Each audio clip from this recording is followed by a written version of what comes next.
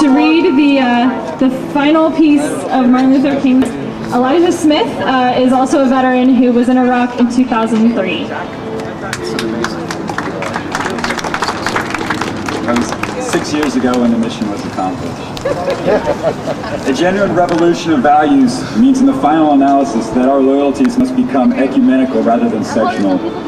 Every nation must now develop an overriding loyalty to mankind as a whole in order to preserve the best in their individual societies.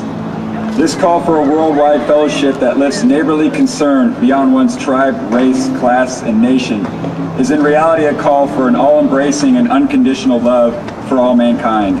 This oft misunderstood, this oft misinterpreted concept, so readily dismissed by the Nietzsches of the world as a weak and cowardly force, has now become an absolute necessity for the survival of man. When I speak of love, I am not speaking of some sentimental and weak response. I am not speaking of that force which is just emotional bosh. I am speaking of that force which all of the great religions have seen as the supreme unifying principle of life. Love is somehow the key that unlocks the door, which leads to ultimate reality. This Hindu, Muslim, Christian, Jewish, Buddhist belief about ultimate reality is beautifully summed up in the first epistle of St. John. Let us love one another, for love is God, and everyone that loveth is born of God and knoweth God. He that loveth not knoweth not God, for God is love. If we love one another, God dwelleth in us, and his love is perfected in us. Let us hope that this spirit will become the order of the day. We can no longer afford to worship the God of hate or bow down before the altar of retaliation. The oceans of history are made turbulent by the ever-rising tides of hate, and history is cluttered with the wreckage of nations and individuals that pursued this self-defeating path of hate. As Arnold Toynbee says, love is the ultimate force that makes the saving choice of life and good against the damning choice of death and evil. Therefore, the first hope in our inventory must be the hope that love is going to have the last word, unquote. We're now faced with the fact, my friends, that tomorrow is today. We are confronted with the fierce urgency of now. Procrastination is still the thief of time. Life often leaves us standing bare, naked, and dejected with a lost opportunity.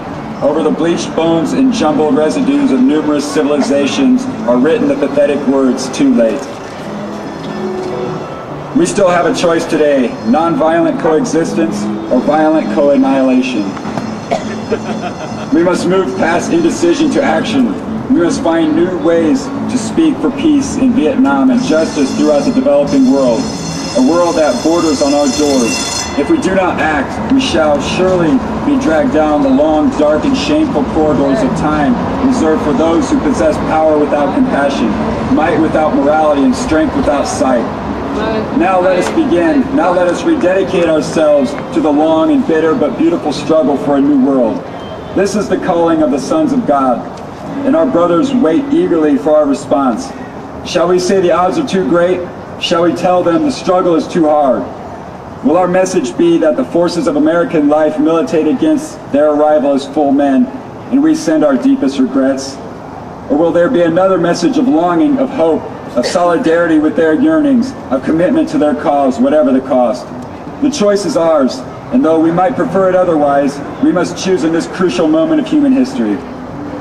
And if we will only make the right choice, we will be able to transform this pending cosmic elegy into a creative psalm of peace.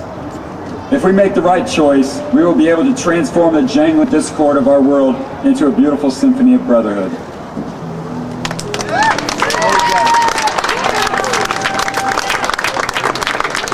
And no one could really say it better than Dr. King right there. So it's time to go out there, make that choice. The time is now to choose, and let's make the choice to speak, to stand up, march. So check out pdxpeace.org for future events.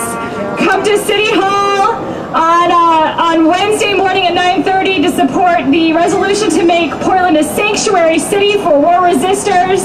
Right here in Portland, we'd be the first city to have that resolution. And let's have one more hand for not only the people who did all of our wonderful reading today, but for all of the people who wrote these words, for the voices that lifted up out of occupation, out of war, and out of destruction. Thank you so much for being here.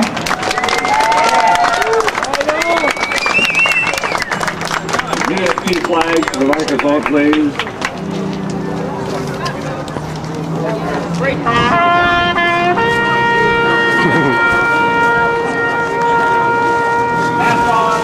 We didn't